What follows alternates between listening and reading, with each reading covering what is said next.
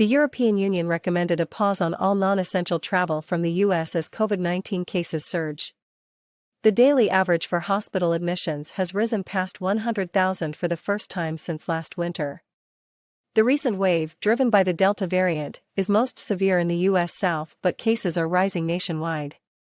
Monday's guidance from the 27-nation bloc reverses advice from June that lifted restrictions on American travelers ahead of tourism season. The recommendation is non-binding, meaning individual countries will be allowed to decide if they still wish to allow U.S. visitors with proof of vaccination, negative tests, or quarantine. Though the EU first lifted travel restrictions on Americans in June, the U.S. has kept their ban on European non-essential travel in place since March 2020. Earlier this month, European Commission President Ursula von der Leyen said the lack of reciprocity would not be allowed to drag on for weeks. Israel, Kosovo, Lebanon, Montenegro, and North Macedonia have also been removed from the EU's safe travel list. Hospital admissions in the U.S. for COVID-19 patients have reached levels not seen since January, when the country reached its all-time high with more than 142,000 coronavirus patients in hospital beds.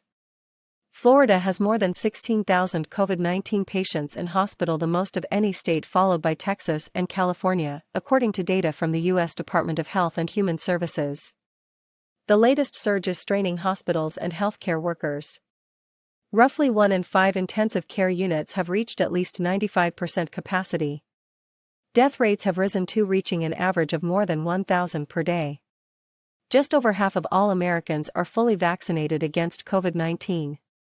With the full approval of the Pfizer vaccine by the U.S. Food and Drug Administration last week, the Biden administration has doubled down on its efforts to increase vaccination rates.